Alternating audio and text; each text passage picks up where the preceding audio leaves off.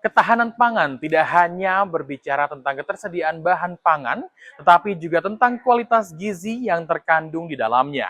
Di tengah pemenuhan gizi masyarakat, susu perah menjadi salah satu komoditas strategis yang memiliki peran penting dalam mendukung kesehatan pertumbuhan dan kualitas sumber daya manusia.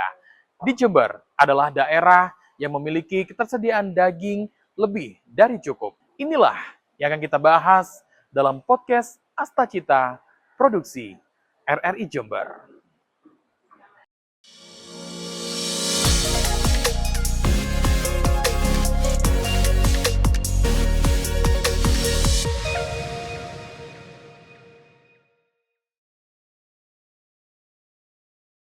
Baik pemirsa, jumpa lagi bersama saya Vidi. Kita masih di podcast Astacita Produksi RRI Jember.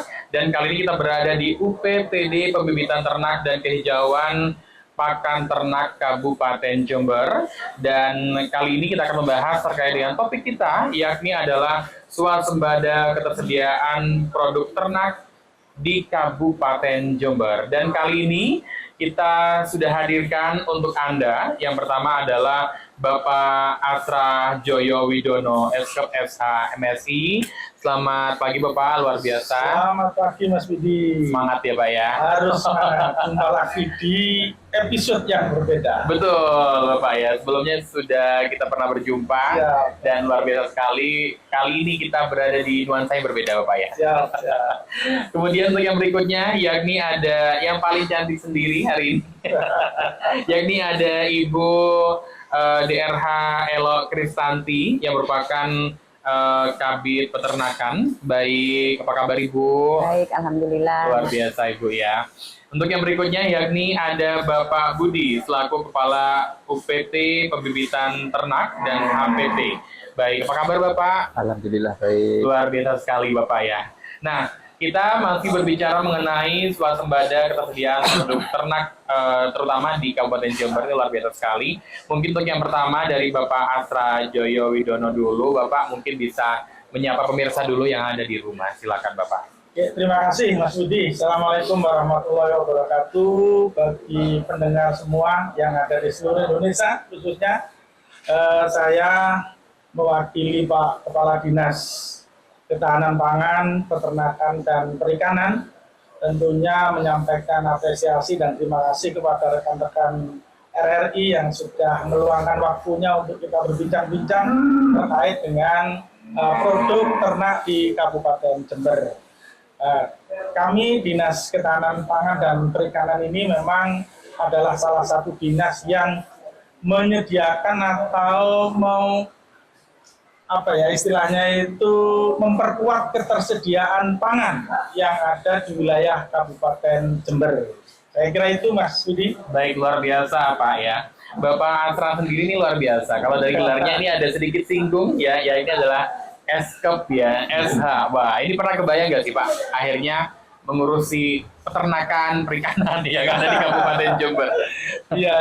Saya tidak pernah membayangkan sesuatu Mas Budi. Jadi mengalir saja. Mengalir saja Bapak ya. Oke.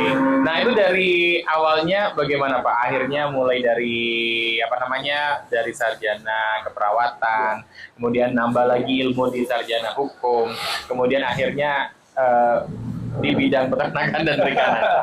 Ya, jadi basic kami memang di awal adalah sarjana kesehatan ya, keperawatan, tetapi saya ini istilahnya itu seneng untuk sekolah dan belajar, dan kebetulan pemerintah kabupaten Cari ilmu ya Pak ya? Cari ilmu, dan kebetulan pemerintah kabupaten memberi kesempatan kami untuk bergilir-gilir ke dinas-dinas. Alhamdulillah sampai hari ini berlabuh di Dinas Ketahanan Pangan, Peternakan, dan Perikanan. Mudah-mudahan kehadiran kami bisa bermanfaat untuk dinas dan untuk masyarakat khususnya di wilayah Kabupaten Jember. Kuncinya kolaborasi Bapak ya? Ya, itu paling penting, kolaborasi seperti yang disampaikan oleh Gus Bupati. Kita ini bukan Superman, tetapi kita adalah super team. Super team, wah luar biasa. Zone politikon yang saling membutuhkan Bapak ya, betul. Baik, untuk berikutnya Ibu DRH Elo Kristanti mungkin bisa menyapa dulu kepada pemirsa yang ada di rumah. Silakan Ibu. Baik, kepada pemirsa RRI, Selamat pagi dan Assalamualaikum, salam sejahtera bagi semuanya. Semoga kita selalu dalam lindungan Allah Subhanahu wa Ta'ala, dan khususnya di bidang peternakan kita berharap bahwa bidang peternakan ini bisa memberikan sumbangsih terhadap program-program pemerintah, khususnya dalam swasembada daging dan produk peternakan pada umumnya. Baik, untuk yang berikutnya silakan Bapak Budi Santoso, mungkin bisa menyapa juga kepada pemirsa dan juga masyarakat yang sedang nonton podcast Asta Kita kali ini. Selamat pagi pemirsa RRI di seluruh Indonesia, khususnya yang ada di Jember. Saya selaku Kepala UPTD Pembibitan Ternak dan Penyerbukan Ternak Dinas Ketahanan Pangan, Peternakan dan Perikanan di sini mungkin nanti akan sedikit mengulas tentang kaitan permasalahan yang ada di dunia peternakan, Mas ya. Jadi apalagi dengan isu-isu sekarang mendekati Hari Raya Idul Fitri, itu biasanya Bapak. Itu produk-produk peternakan itu biasanya rawan mengalami inflasi. Betul. Mungkin ya nanti kita ulas lah bareng-bareng di sini ya. Baik, terima kasih Bapak Budi Santoso ya. Kita langsung ke topik kali ini, yakni berbicara mengenai kita bisa menyaksikan di kanan kiri kita ya, yakni adalah ini adalah jenis sapi perah ya. Oke, Bapak ya, yang ada di Kabupaten Jember. Kalau di Jember sendiri Pak berbicara mengenai peran susu perah sendiri dan juga daging sapi ya dalam mendukung ketahanan pangan bergizi di Kabupaten Jember sendiri bagaimana Pak Budi? Ya. Memang dari produk peternakan itu kan merupakan sumber protein hewani, Mas. Memang perlu ya memang kayak gitu. Betul. Apalagi dengan sekarang adanya dengan programnya Bapak Presiden MBG. Betul. Itu memang produk peternakan itu seolah-olah memang harus ada. Harus ada. Baik susunya, telur ataupun daging merah atau daging putih kayak ayam itu harus ada juga di situ di menunya itu ya. Jadi tingkat kebutuhan produk peternakan sekarang itu memang sedikit meningkat daripada tahun-tahun sebelumnya. Oke, sehingga dengan adanya program Presiden ini akhirnya juga sangat ini ya Pak ya, sangat berpengaruh sekali ya Pak terhadap kebutuhan juga seperti itu. Nah, peluang juga. Ya, kalau kenaikannya Pak sampai berapa nih Pak? Maksudnya kenaikan apanya Mas? Kebutuhannya. Kalau kebutuhannya itu mungkin sekitar 30% dari tahun sebelumnya pasti ada peningkatan. Dan saya yakin seiring dengan bertambahnya waktu, ini kan seperti dapur-dapur MBK kan masih belum semuanya masih aktif, belum beroperasi, ya, optimal. Betul. Nanti seiring dengan waktu, terus target sasaran MBK-nya itu semakin bertambah, otomatis permintaan produk itu pasti meningkat juga. Oke, terus bagaimana Bapak untuk ketika permintaan semakin banyak dan ketersediaan yang ada di sini gimana Pak? Ya. Kita di sini selaku regulatornya, Mas. Kita dinas itu sebagai yang istilahnya wasitnya lah. Kalau permainan sepak bola itu kita wasitnya.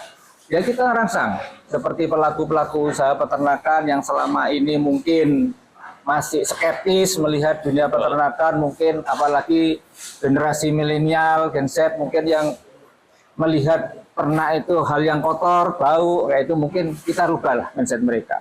Jadi yang awalnya mungkin jijik, ayolah kita bareng-bareng. Ternyata di dunia peternakan itu masih sangat prospektif untuk dikembangkan usahanya dan mempunyai nilai tambah. Selama ini kan peternakan kan hanya sekedar kayak tabungan aja Mas. Betul. Kalau masyarakat itu ya. Kayak second choice gitu ya Pak ya. Iya. Jadi nanti jangan sekedar sebagai tabungan saja, jadi sebagai mata pencaharian utama sehari-hari gitu ya Pak ya. Betul. Ya. Nah, Bapak kalau dari DKP 3 sendiri, nah monggo silakan Pak Asra, bagaimana dari peran DKP 3 sendiri terkait dengan mendukung ketahanan pangan bergizi yang ada di Kabupaten Jember? Ya, jadi memang salah satu fungsi dari DKP 3 ini adalah memantau, kemudian juga membuat regulasi berkaitan dengan ketersediaan bahan pangan yang ada di wilayah Kabupaten Jember. Tadi seperti yang disampaikan oleh Pak Budi, bahwa dengan adanya program Pak Presiden ini sangat luar biasa terkait dengan produk-produk dari ternak yang ada di wilayah kita. Jadi DKP 3 ini berfungsi untuk memantau, kemudian mengevaluasi bagaimana terkait dengan ketersediaan pangan tersebut untuk di masyarakat Kabupaten Jember. Jadi kita selalu mengadakan evaluasi, memantau wilayah-wilayah berkaitan dengan ketersediaan pangan, tentunya pangan yang bergizi ya. Betul, gitu ya. pangan yang bergizi. Ya, apalagi di sebelah saya ini ada Dr. Hewan Elo ini yang Betul. ahlinya di bidang peternakan ya. Ya, itulah peran dari DKP3. Baik, Bapak, kalau misalnya refleksi ini kan awal tahun ya, di tahun 2026. Kalau tahun 2025 sendiri, bagaimana Bapak? Kebetulan saya kan masih baru ya. Peralihan ya, Pak ya. Di DKP3, barangkali teman-teman bisa menyampaikan, Betul. mengevaluasi di tahun 2025 dengan 2026 di awal tahun ini ya. Betul. Ketersediaan terkait dengan Yang paling paham mungkin Ibu Elo ya, sama Pak Budi, silakan. Bu Elo mungkin bagaimana untuk tahun 2025 dan 2026 ini, Ibu? Ya, untuk tahun 2025 dan 2026 memang akan ada peningkatan ya, khususnya menjelang Idul Fitri tahun ini, karena memang sudah menjadi tren bahwa pada saat menjelang Hari Besar Keagamaan nantinya akan ada peningkatan konsumsi dari masyarakat dan permintaan akan daging itu meningkat, sehingga otomatis memang pemerintah harus menjamin ketersediaan daging yang dibutuhkan oleh masyarakat. Baik ya. Namun ini adalah trennya, yaitu kenaikan inflasi tadi ya Pak ya. Nah itu apakah kenaikan tersebut secara general atau memang khusus gitu Ibu, Bapak? Ya, kalau untuk kenaikan itu memang sudah menjadi tren menjelang Idul Fitri atau Hari Besar Keagamaan lainnya, memang permintaannya akan meningkat. Itu selalu terjadi. Biasanya untuk kenaikannya itu sekitar tergantung komoditi ya. Kalau untuk daging sapi itu biasanya peningkatannya trennya cenderung di 20-40%. Kalau untuk daging ayam lebih besar lagi permintaan peningkatannya, sekitar 25 sampai dengan 50%. Untuk yang lain seperti daging kambing itu tidak terlalu signifikan, kenaikannya hanya sekitar 10%. Baik ya, itu ketika untuk menjelang Idul Fitri Ibu ya. Kalau Idul Adha, karena kan biasanya sembelih sapi, nah itu kan sangat ini ya, dalam artian di dalam Islam pun juga ketika berkurban ada kambing dan juga ada sapi seperti itu. Nah pastinya kan juga akan meningkat Ibu. Meningkatnya memang lebih besar karena memang itu sudah kaitan sama dengan kewajiban kaum muslim ya. Betul. Jadi mereka memang setiap tahunnya itu setiap hari Idul Adha, bahkan pemotongan di luar rumah potong itu meningkat secara signifikan. Jadi luar biasa kalau Idul Adha memang jumlah pemotongannya. Oke, kalau Pak Budi mungkin mau ditambahkan? Ya kalau kita itu untuk yang tahun refleksi aja Mas ya, yang tahun 2025, jujur untuk Kabupaten Jember untuk ketersediaan daging sapi merah sama daging putih seperti ayam itu tercukupi sudah Mas. Telur pun kita sebetulnya produsen kita itu di Jember itu sebetulnya juga masih kurang dan peluang itu masih terbuka lebar untuk para pelaku usaha di bidang layer ayam petelur. Betul. Cuman sekarang ini kita kan masih dipasok mungkin dari Blitar yang banyak itu seperti itu. Kalau susu kita memang masih kurang Mas. Peternak kita yang berkecimpung di dunia sapi perah itu memang sangat kurang. Padahal kalau dilihat dari aspek ekonomi, studi kelayakannya, yieldnya, bagi hasilnya yang diterima peternak itu akan lebih besar sapi perah daripada sapi kalau sapi penggemukan memang ya. Mungkin ketertarikannya yang masih ya rendah ya Bapak. Memang kalau seperti sapi perah terus layer ayam petelur mungkin bagi peternak itu nggak ada jeda untuk istirahat Mas. Ya, jadi setiap hari itu kan harus produksi susu, harus diperah. Kalau telur kan harus bertelur terus kan. Betul. Itu ya beda dengan ayam potong, broiler sama yang sapi potong. Betul. Kalau seandainya sudah digemukkan, sudah masuk bobot potong, udah kita jual untuk dipotong, istirahat 1 minggu atau 2 minggu masih bisa. Betul. Tapi kalau sapi tidak perah, kontinu Bapak ya itu mungkin pertimbangannya seperti itu. Bahkan Idul Fitri pun juga harus memerah. Gitu. Iya, nggak ada istirahatnya kita itu. Betul. Tidak ada libur. Nggak ada libur. Soalnya ini barang hidup semua ini. Ya. Nah, kalau di Jember sendiri Pak, kalau peternak sendiri ada berapa peternak nih Pak? Maksudnya peternak? Peternak untuk sapi perah. Iya, untuk peternak ada semua Mas di Jember itu. Yang broiler pun ada, yang layer ada, puyuh pun juga ada. Kalau rakyat kita itu biasanya usaha lini pembibitannya kalau di Jember justru di peternakan rakyat. Oh. Untuk penggemukannya itu biasanya hanya di daerah yang kantong-kantong perkebunan yang hijauannya banyak itu biasanya ada usaha kerman itu aja. Tapi kalau yang sudah mulai semi intensif dalam pengelolaan peternakan itu biasanya cenderung di penggemukannya sama yang sapi perah kayak gini. Oke. Kalau tantangan tersendiri Pak, apa nih Pak untuk tantangan yang dihadapi selama ini terkait dengan hewan ternak khususnya? Selama ini Mas ya, untuk tantangan yang terbesar, kebutuhan biaya dari usaha peternakan itu memang dari pakan. Dari pakan. Dan selama ini peternak kita itu pola pikirnya itu mereka tuh tidak mau membuat semacam bank pakan istilahnya, menyimpan pakan pada saat musim penghujan banyak, mungkin pada musim kemarau kebutuhan pakannya sedikit, ketersediaan pakannya berkurang, itu kan harus ada teknologi sendiri gimana caranya bisa menyimpan pakan. Betul. Seringkali saya pribadi tanya, kenapa nggak nyimpan, kenapa nggak bikin silase, kayak gitu, pernah. Betul. Tapi kalau memang peternak yang malas, ngapain bikin silase? Gudang kita luas tuh di belakang, rumput lebar, ditinggal tak dobrok wis oleh ya.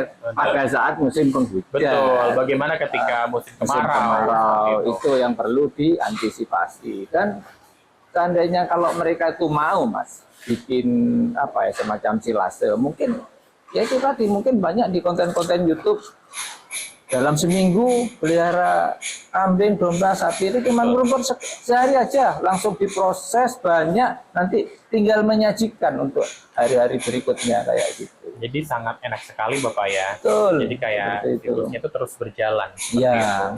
Mungkin dari DKP3 mungkin juga ada yang mau ditambahkan terkait dengan apakah nanti akan ada program agar nantinya untuk ketersediaan terkait dengan pangan ya Pak ya, khususnya pakan untuk ternak seperti itu Pak. Untuk yang tahun kemarin kita itu rutin Mas, kita itu kan ada kelompok binaan di situ, kelompok-kelompok peternak binaan kita rutin melakukan monitoring, evaluasi, kita sharing juga permasalahan mereka itu apa, kita jawab, kita bantu juga solusinya di sana seperti apa. Kita sering melakukan pembinaan, pendampingan terhadap peternak itu turun. Ya kadang sudah terjadwal, ada yang nggak terjadwal, biasanya ada peternak, Pak, kita butuh pendampingan seperti ini. Ya kita turun ke lapangan, kita dampingi juga. Betul. Emang selama ini kalau untuk yang hal-hal yang peternakan teknis di ternaknya itu, saya yakin peternak kita sudah paham, banyak yang menanggulanginya sendiri ya Pak ya. Sekarang itu yang jadi masalah itu di marketnya Mas, yang jadi masalah itu. Untuk saat ini mungkin harga domba, kambing itu memang turun. Ya memang banyak permintaan dari peternak. Gimana caranya ini supaya bisa harganya ini bisa naik. Nah, itu soalnya seperti ternak ruminansia kecil kayak kambing domba itu mungkin pasarnya yang banter istilahnya pada mungkin menjelang Idul Adha saja, tapi pada saat hari-hari biasa mungkin yang beli yang punya usaha sate gulai itu aja. Iya, itu aja. Jadi kayak musiman Bapak ya? Ya, kalau musiman, sehingga di musim-musim tertentu itu akan mengalami kenaikan, namun di hari-hari biasa ini itu standar atau bahkan menurun. Menurun sekarang. Jadi itu butuh yang namanya perputaran ekonomi Bapak ya. Jadi butuh pembeli juga yang pasti atau bisa mau dibuang kemana nih seperti itu. Ya saya harap mungkin dari yang punya itu pengusaha dapur MBG kalau bisa menunya menu daging domba sih. Betul.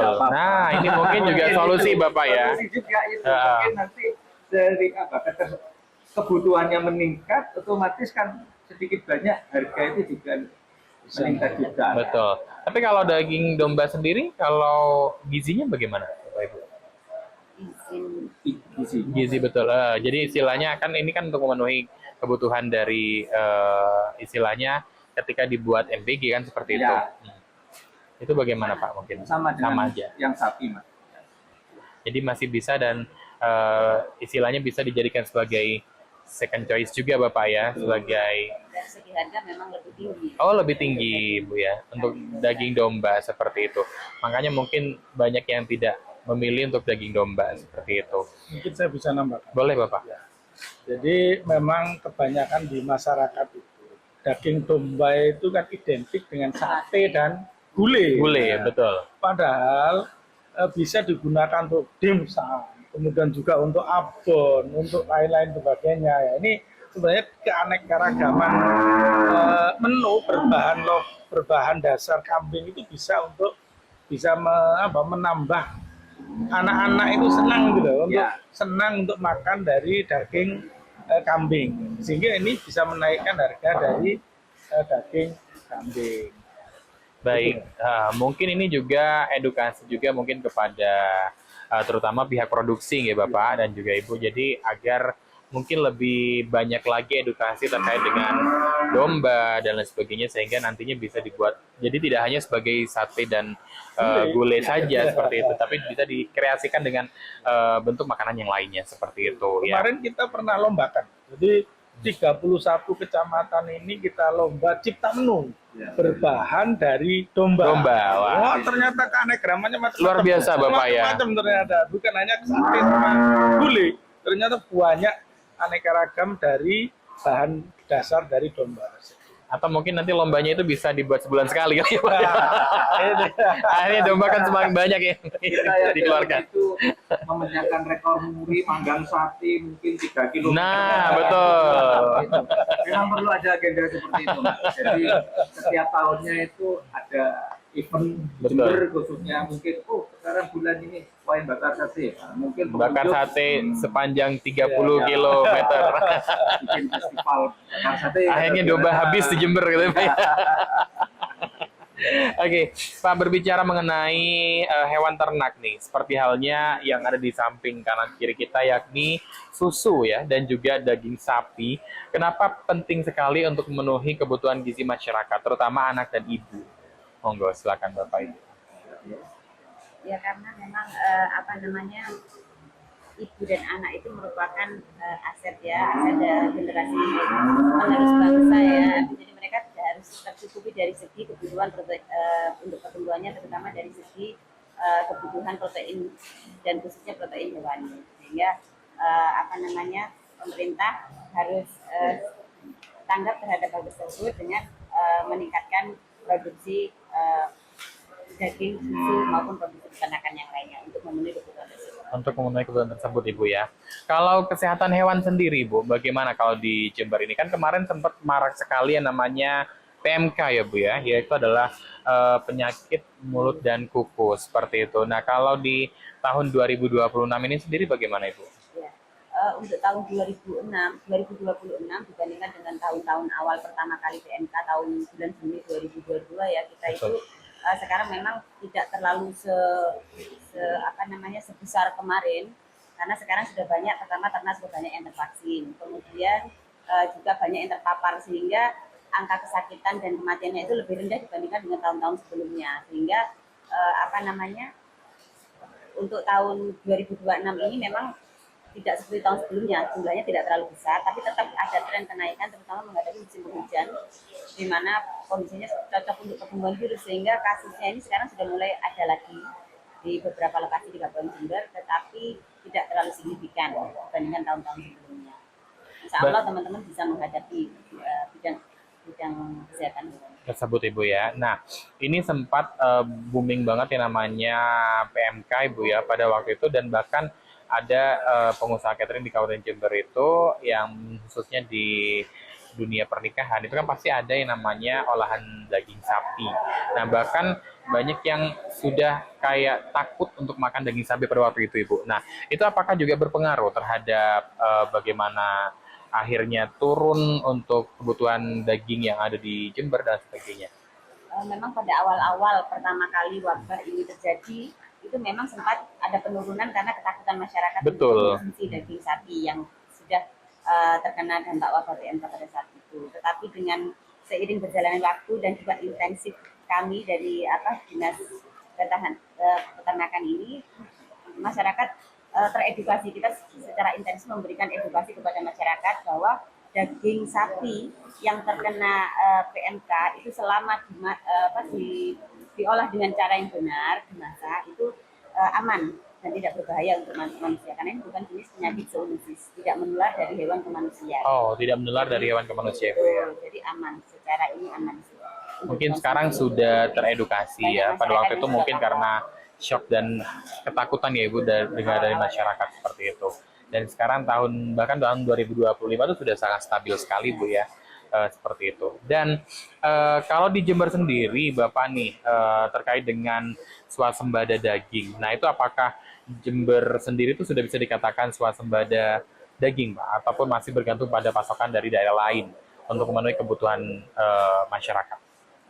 Kalau untuk swasembada daging, insya Allah Jember ini sudah cukup memenuhi kebutuhan dari produk lokal ya, artinya tidak sampai mendatangkan daging dari luar.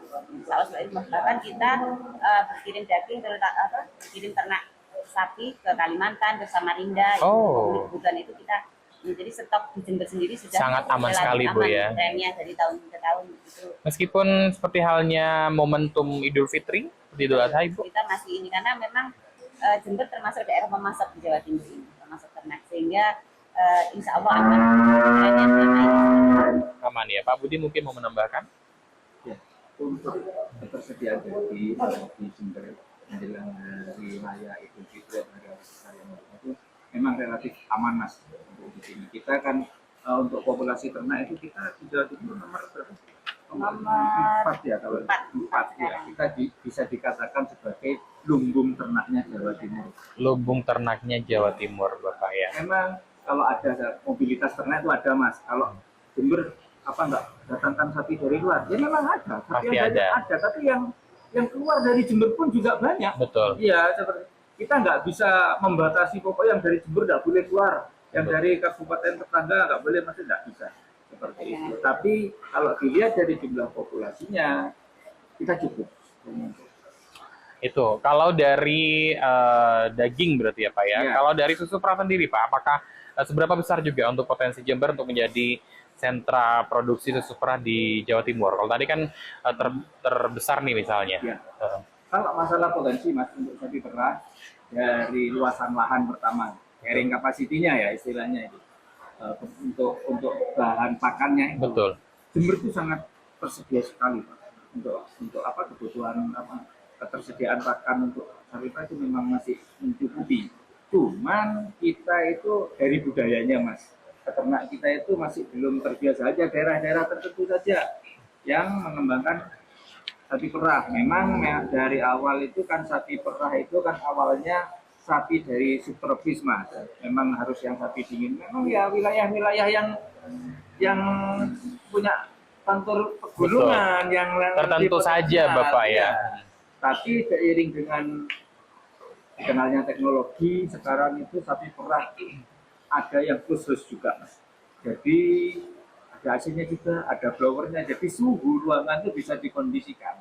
Jadi tidak harus di pegunungan berarti Bapak ya. Sekarang. Jadi banyak sekali teknologi yang akhirnya bisa tidak hanya berpatokan di pegunungan saja seperti itu.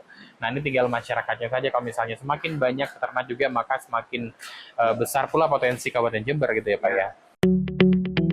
RRI Digital dengan tampilan baru, berbagai konten kolaborasi dari berbagai program nasional, termasuk siaran visual langsung, siaran radio langsung, daftar putar musik, podcast, berita video, dan berbagai fitur interaksi pengguna dalam permainan. Berbagai konten menarik seperti suka, komentar, dan berbagi, serta obrolan langsung dengan penyiar dan pengguna. Pesan langsung dan fasilitas obrolan pribadi antara pengguna aplikasi juga tersedia. RRI Digital tersedia di Google Store dan App Store. RRI Digital.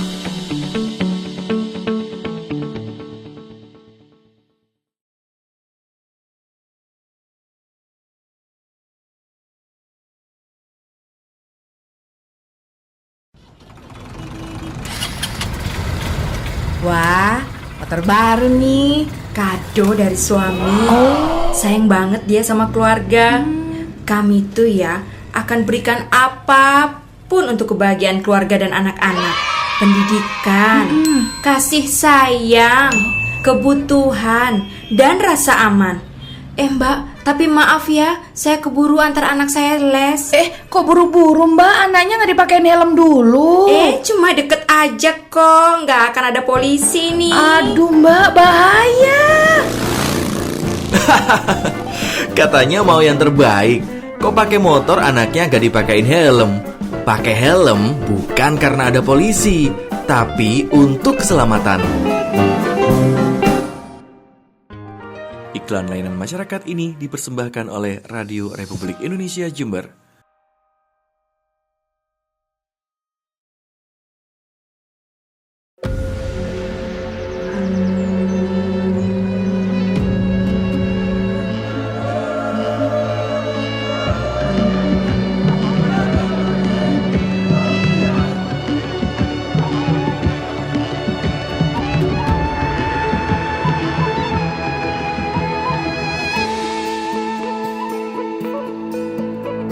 Suara indah, ramah penuh cinta,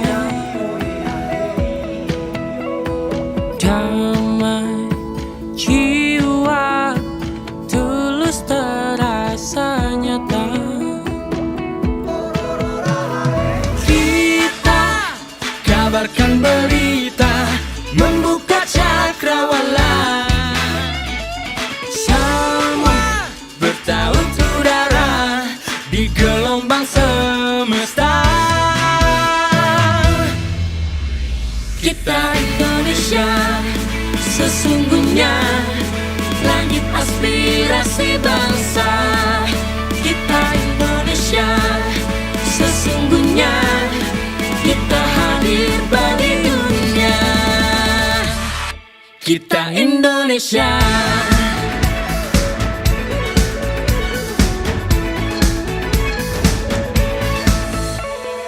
Gaya, budaya, alam katulistiwa.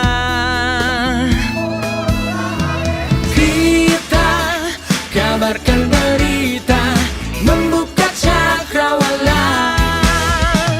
Semua bertaut udara di gelombang semesta.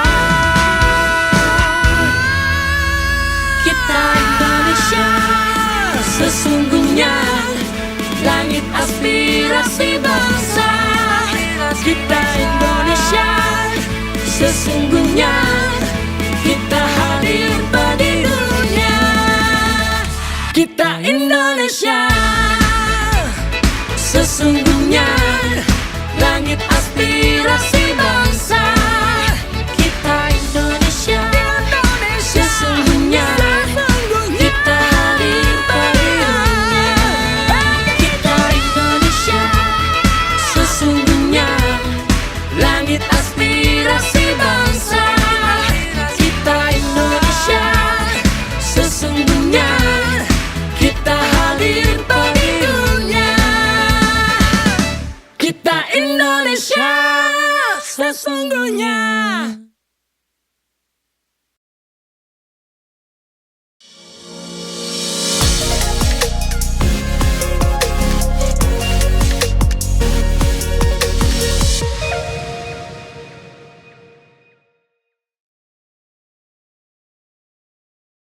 Oke, Bapak, terkait dengan peran dinas terkait di dalam mendorong keberlanjutan sektor peternakan di Jember sendiri, bagaimana, Pak?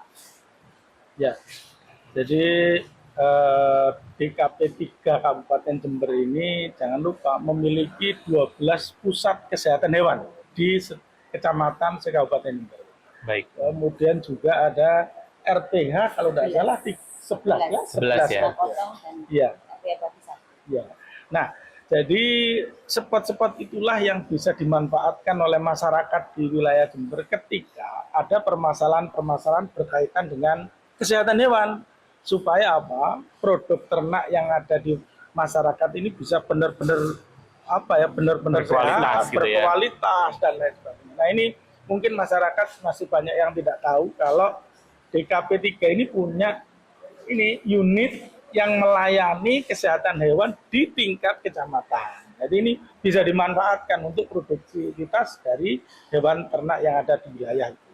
Baik, kalau selama ini apakah sudah sadar Pak terkait dengan masyarakat bahwasanya ada fasilitas juga yang bisa istilahnya ketika hewannya bermasalah ke sana dan sebagainya. Nah, ini kan pentingnya edukasi dari masyarakat sendiri seperti itu. Ya, jadi memang masih sebagian kecil yang paham bahwa puskeswan itu bisa dimanfaatkan tidak hanya untuk ternak sapi dan kambing, juga untuk ayam, kemudian hewan-hewan kecil lainnya, hewan kesayangan dan lain sebagainya. Tapi sampai dengan hari ini mungkin sebagian kecil yang memahami bahwa puskeswan itu bisa melakukan kegiatan pelayanannya untuk konsultasi terkait dengan kesehatan hewan kecil maupun hewan besar. Hewan besar, betul, luar biasa.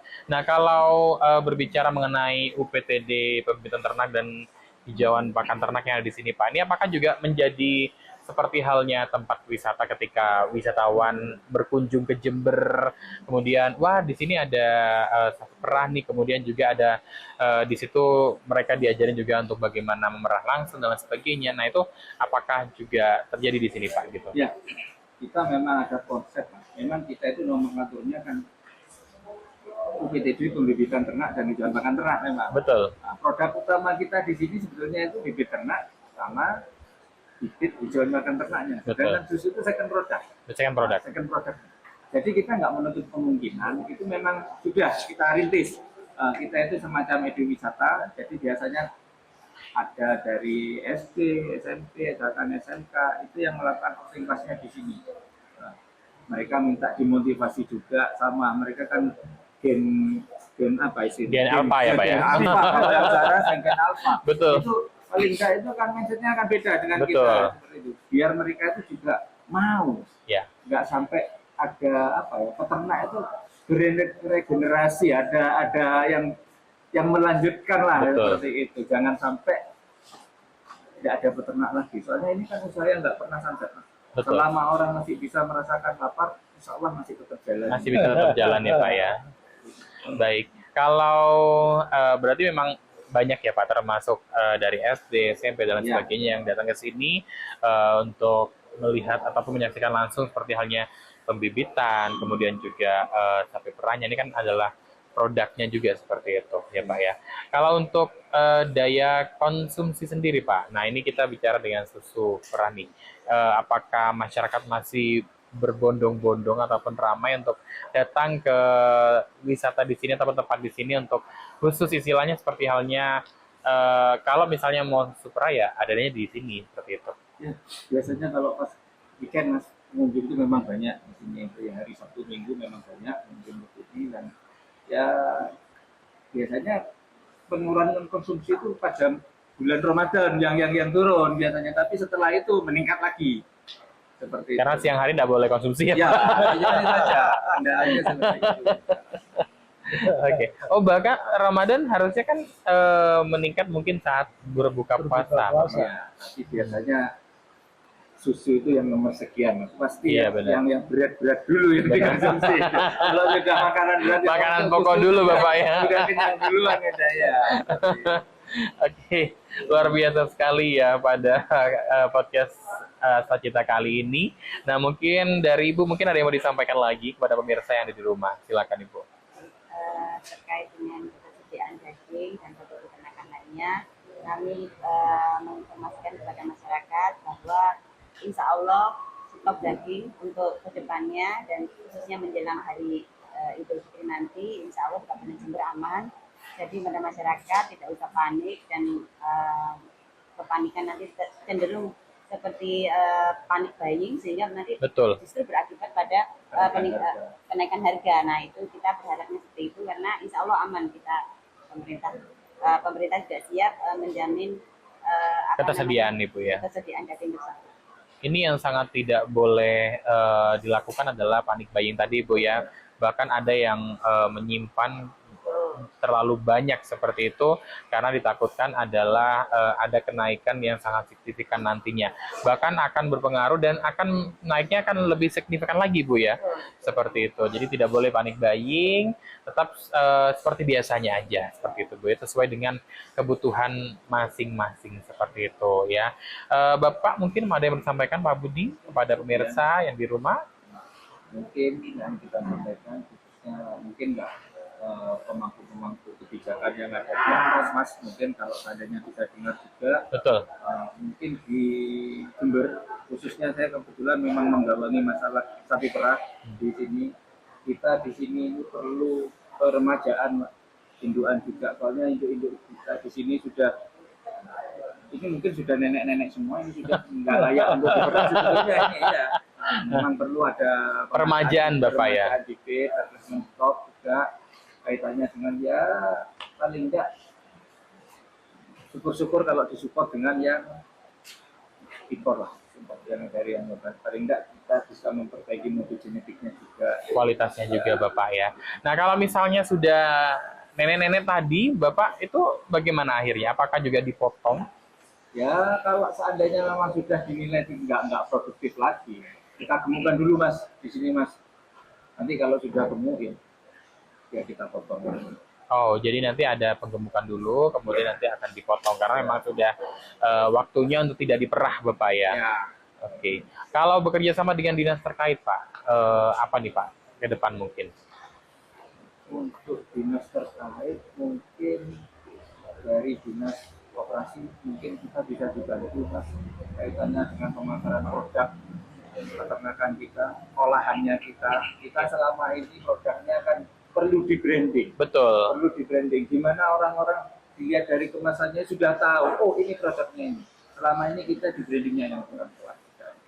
Jadi butuh branding yang kuat Bapak ya, sehingga nanti akan menjadi ciri khas sendiri seperti itu ya, sehingga nanti untuk konsumsi masyarakat pun akan semakin meningkat, daya beli dari masyarakat pun juga akan semakin kuat seperti itu ya. Salah satu untuk meningkatkan supaya bisa survive. Betul. Gimana kita caranya dari produk peternakan khususnya susu itu gimana caranya kita dapat nilai tambah dari situ? Kalau hanya kita jual susu segar tanpa diolah, ya kita nggak dapat apa-apa. Cuma perlu diolah supaya dapat nilai tambah seperti itu Bapak ya.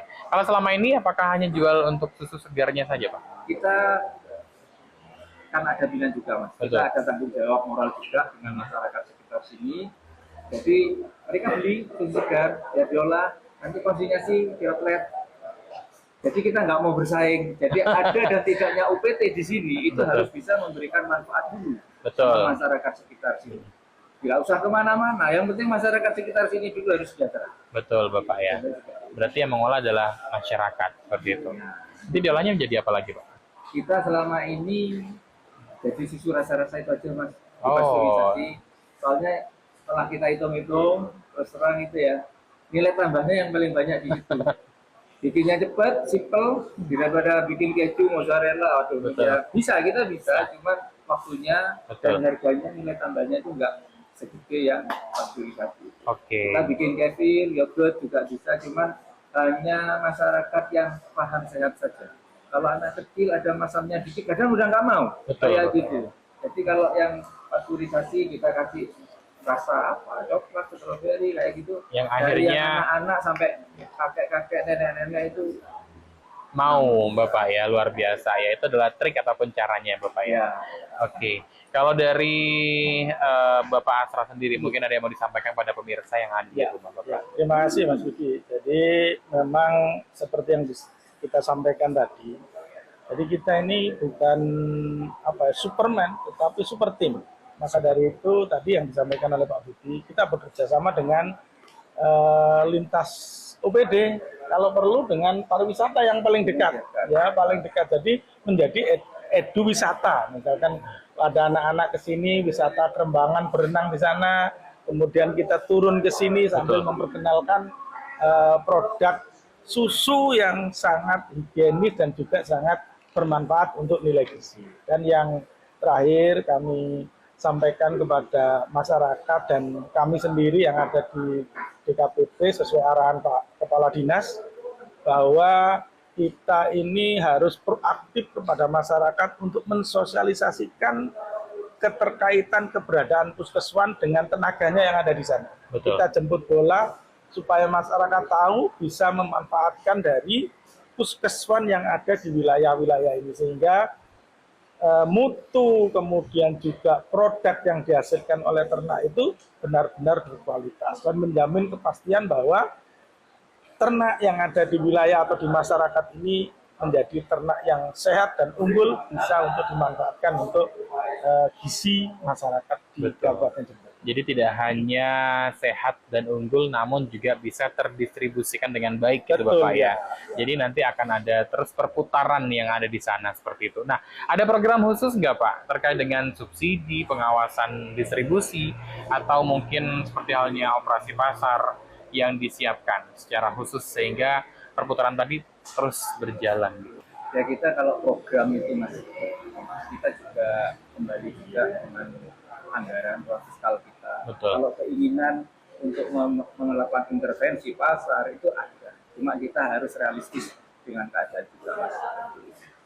Jadi mungkin selama ini kita yang dari dinas itu hanya sekedar melakukan pendampingan saja, apalagi kalau sampai masuk bantuan seperti kemarin kita ada program juga bantuan paket ayam petelur Mas ke masyarakat yang memang cenderung dikategorikan miskin lah di situ. Betul. Jadi kita memberi stimulan, misalnya merangsang supaya mereka tahu dan tertarik dulu. Dengan harapan nanti kalau sudah merasakan ada hasilnya, mereka bisa berusaha sendiri. Nggak tahu nanti permodalannya lewat perbankan atau gimana. Yang penting kita ajari dulu, kita stimulan seperti itu. Sudah ada. Kemarin kita ada 40 kakak ya Mas ya, dengan masing-masing kakak itu 20 ekor ayam petelur komplit dengan kandangnya, pakannya juga, bantuannya. Untuk bantuannya ya.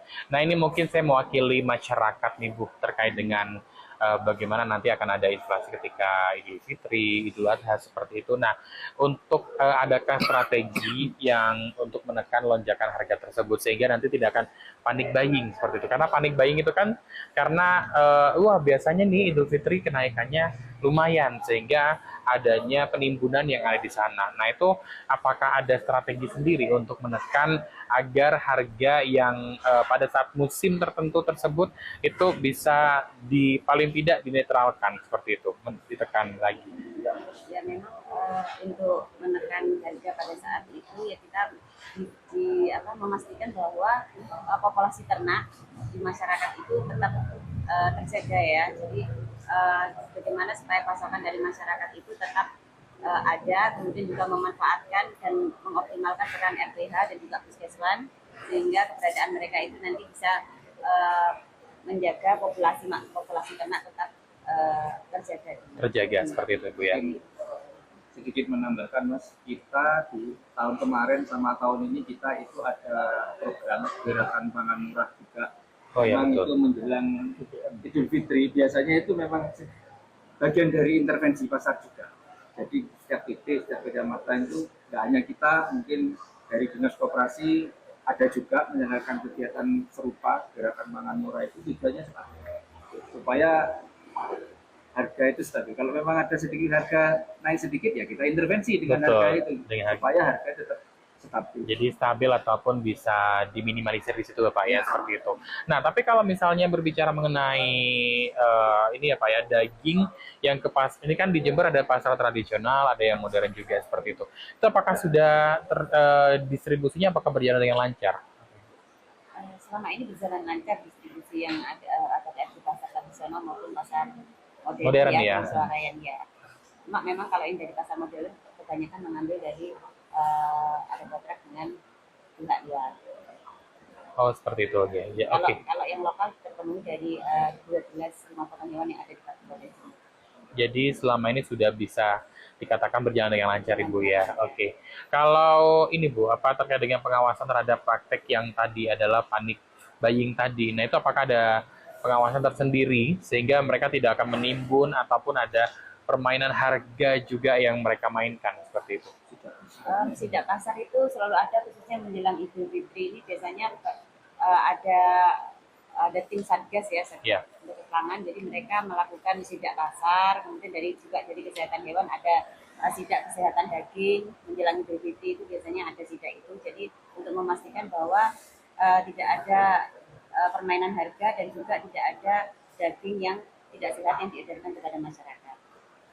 Baik ya, seperti itu Ibu ya. Dan mungkin sebelum kita closing untuk di podcast Asta Cita kali ini, ada harapan mungkin? Kita berharap bahwa sektor peternakan ini akan menjadi pilar dari program dari Bapak Presiden dan pemerintah, bahwa sektor peternakan akan membawa kontribusi yang sangat besar bagi program-program pemerintah.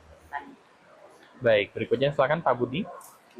Kalau dari saya harapannya jangan takut untuk masyarakat Jember itu memang ngapunten, bukan ini rasis, bukan masyarakat kadang dikasih susu itu nggak mau, nggak terbiasa minum susu, padahal susu itu kualitasnya memang bagus dari gizi. Betul. Ya, nanti kalaupun yang tua itu nggak mau mengkonsumsi, jangan sampai itu menular sama anak cucunya, jangan sampai anaknya itu nggak sama cucunya nggak sampai mau mengkonsumsi susu. Seperti itu. Saya harapannya susu kita aman, gitu aja sudah. Baik, semakin banyak yang mengkonsumsi susu, maka perputaran ekonomi yang ada di Kabupaten Jember pun juga akan terus berjalan gitu Bapak ya, seperti itu. Dan ini sangat sehat sekali, sangat baik sekali juga untuk memenuhi kebutuhan gizi khususnya ya untuk yang ada di Kabupaten Jember. Baik, terima kasih Pak Asran, terima kasih sudah hadir. Pak Asran merupakan Sekretaris Dinas DKP3 Kabupaten Jember. Terima kasih juga untuk Ibu DRH Elo Kristanti, Kabid Peternakan, dan juga terima kasih Bapak Budi selaku Kepala UPT Pembibitan Ternak dan HPT. Dan yang pasti pemirsa, demikian untuk podcast Asta Cita kali ini, produksi RRI Jember, di mana pemirsa Asta Cita dari perbincangan hari ini kita memahami bahwa susu dan daging bukan sekedar pelengkap, melainkan bagian penting dari strategi ketahanan pangan bergizi. Melalui pengelolaan yang tepat dan kolaborasi berbagai pihak, susu dan daging dapat menjadi pilar dalam membangun generasi yang sehat dan juga berkualitas. Terima kasih, saya Vidi, pamit undur diri. Sampai jumpa, jangan lupa untuk selalu menyaksikan dan menyimak podcast Asta Cita. Sampai jumpa, wassalamualaikum warahmatullahi wabarakatuh. Waalaikumsalam warahmatullahi wabarakatuh.